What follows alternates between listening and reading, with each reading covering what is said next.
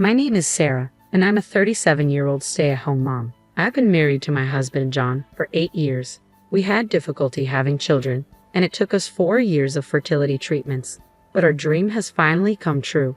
To our surprise, we're expecting twins. I was so overjoyed that I cried in front of my doctor. When I told John about the twins, he was over the moon. Of course, my parents were delighted too. My in-laws, on the other hand, were utterly surprised. Well, isn't this something? Not only Bob, but you too, John. I wonder if we have the genes for twins running in our family, my mother-in-law said. Yes, indeed. My husband's younger brother, Bob, also has twins. Unlike us, Bob and his wife had children right after getting married. Their twin boys are currently 4 years old and quite mischievous. I'm quite anxious about raising twins, so it's reassuring to have someone nearby who I can consult about parenting. As the expected delivery date draws near, I struggle more with my huge belly.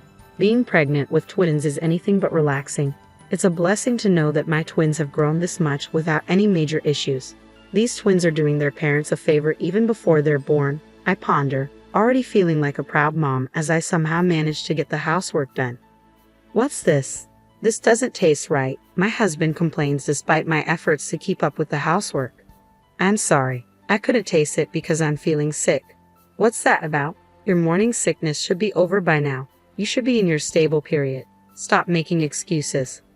There's no stable period with a twin pregnancy, I reply. Don't make excuses. You're a stay-at-home mom. At least get your cooking right. And what's with this mess? My husband is always angry and complaining. He doesn't help with anything. He won't even take out the trash. Besides my unsympathetic husband, there's another source of stress. What's with this mess? Just because you're pregnant doesn't mean you can slack off, my mother-in-law says daily. I'm sorry, I've been feeling sick since morning. Seriously, can you even give birth like that? You know you won't be done after just popping babies. Your job as a mom starts only after that. Yes, I'm aware. Now, go fix lunch. My mother-in-law, who visits every day, is my biggest source of stress. Her house is about a 10-minute bike ride away, and she shows up every day around noon, nags at me, has me prepare lunch for her, and continues to nag until she leaves. It's truly baffling behavior. I guess it's okay to leave my father-in-law on his own. I think at my wit's end with her daily assaults. I finally brought it up with my husband.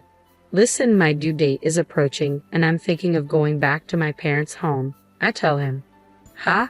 Aren't you supposed to be hospitalized before your due date? Just stay here until then. I'm scheduled for a C-section, so I'll be admitted to the hospital a little before my due date. Yes, but we don't know when labor will start, do we? Besides, honestly, it's tough having your mom over every day. What's that supposed to mean? I told my husband about the daily onslaught from my mother-in-law. He knew she was coming over every day, but he probably didn't know she stays for so long. He looked a bit surprised. Well, I understand it might seem a bit selfish, but isn't it because she feels comfortable with you? Huh. She feels like being around you. She treats you like her own daughter, doesn't she? So be a little nicer to her. Well, I could stand her before my belly got big, but now it's impossible. Don't you feel anything looking at this belly? As I pointed to my enlarged belly, my husband just shrugged his shoulders. Well, I guess it is big, and it might make moving around difficult. Do you realize how hard it is to walk with this belly? And yet your mom keeps coming over and nagging me every day. She doesn't help at all. In fact, she just bosses me around. It might lead to irreparable consequences. Are you okay with your baby being affected? Well, I certainly don't think I want that. Then please talk to your mother. If you continue to ignore me. As I spoke, my emotions ran high and words slipped out unexpectedly. My husband's eyes widened in surprise. What's that? Are you talking about divorce? If things remain as they are, yes. I'm really at my limit. If I continue to be troubled by your mother, and if you continue to side with her. He probably realized I was serious and let out a deep sigh.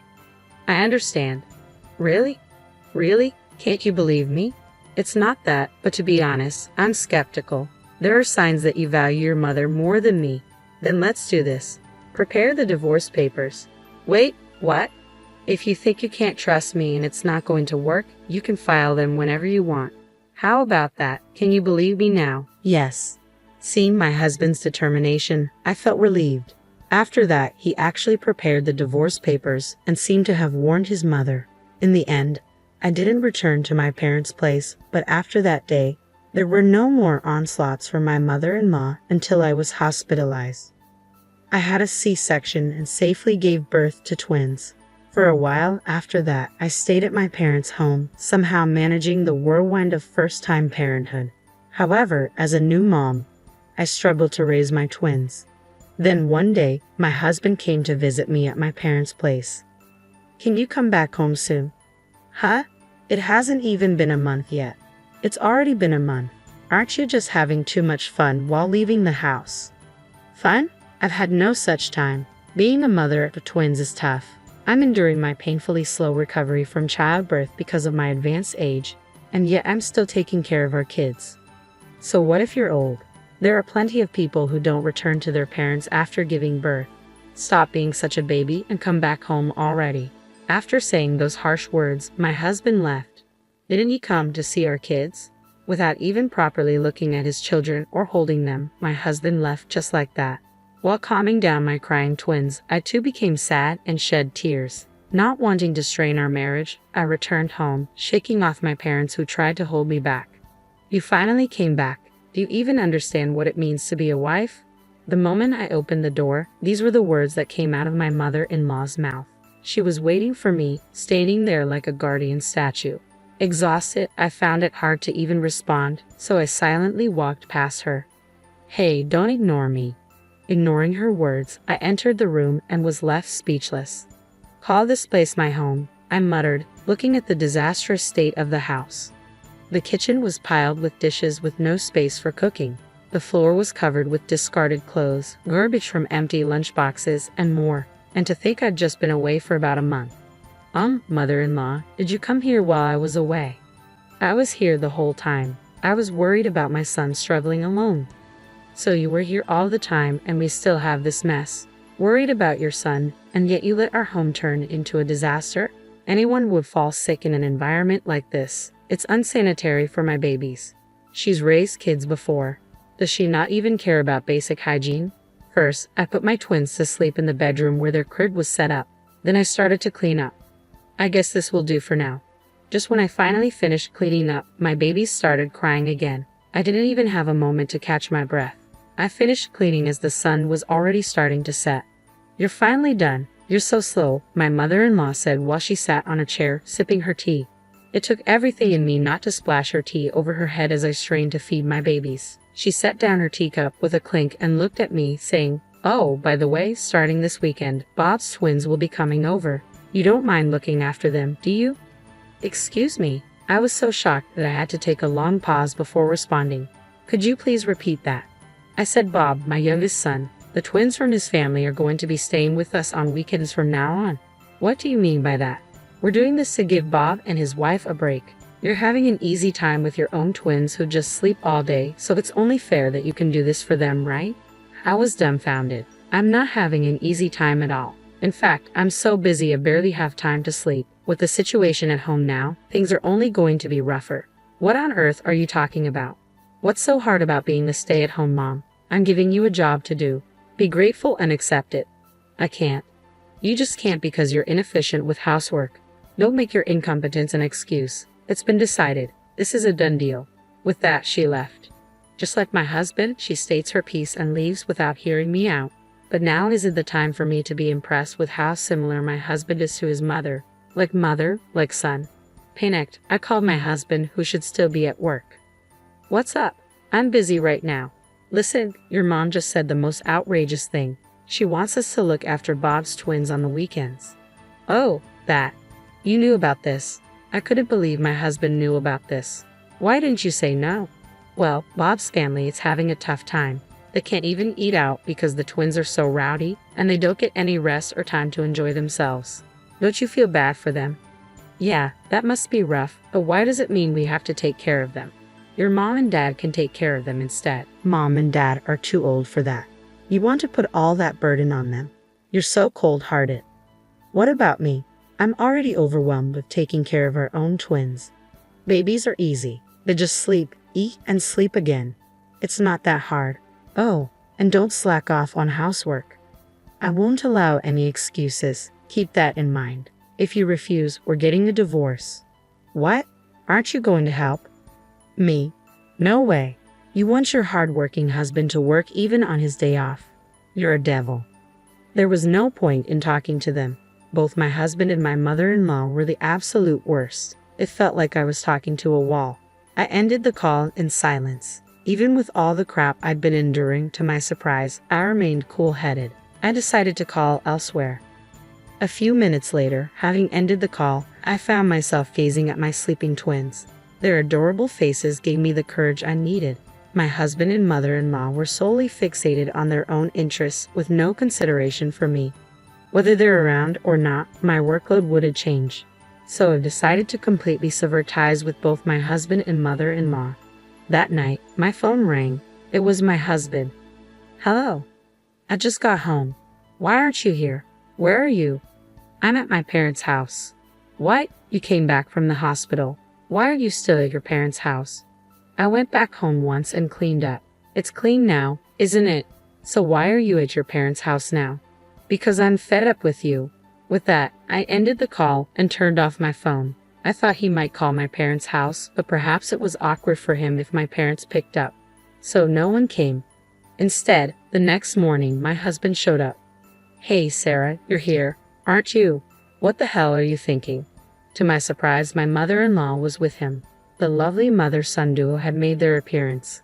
Can you not cause a scene this early in the morning? I responded to their displeased faces. What the hell do you think you're doing? Hurry up and come back home. Yes, come back and take care of the house. What am I supposed to eat? My mother-in-law chimed in. They both teamed up and exclaimed energetically. I thought, why don't you guys go eat some grass in the yard? But it wasn't the right time to strike back. I gave a cold stare at the two who were pressing me and clearly stated, my home is here. I'm not going back to the house where you guys stay. What are you saying? You're getting a divorce. Yes. As a matter of fact, I submitted the divorce papers last night. You said it yourself. I can turn in the papers whenever I want if things don't work out for me. You said the same thing yesterday. That's just a figure of speech. It's just to show my determination. Who would even take that literally? I did. My husband seemed to be at a loss for words. Sarah, you're just mentally unstable from giving birth, aren't you? Get another marriage certificate and come back. If you do what you're supposed to do, I'll forgive you. My mother-in-law took over, trying to convince me. Go back, take care of you, and look after Bob's twins on the weekends. Is that what you want? I asked, confirming what she expected from me. Of course. I declined. What did you say? First of all, does Bob know that I'm supposed to take care of his kids? Ha! Bob didn't know about this, did he? Upon hearing this, my mother-in-law's face turned pale. To my disbelief, she had decided on her own to make me take care of Bob's twins. In fact, I had called Bob after talking with my husband last night. When I explained the situation, Bob was very surprised. You're already taking care of your own twins, aren't you? I wouldn't dream of burdening you with our kids too. Sure, our twins can be a handful, but we love them to pieces. If we left them with you on our days off, we wouldn't get to play with them. In other words, my mother-in-law had taken it upon herself to assume that Bob and his wife needed help, and she decided to take in the twins without their consent, then tried to delegate the responsibility to me. I could never understand her. The divorce proceedings are done. Can you please leave now? There's no way I can accept this, my husband insisted stubbornly. Can you stop already? All of a sudden, I heard someone yell from behind. When I turned around, my father was standing there. Dad. He was flustered. You've been saying some pretty selfish things. Have you ever helped out around the house? Do you even look after the twins at all? My husband was searching for words in response to my father's questions.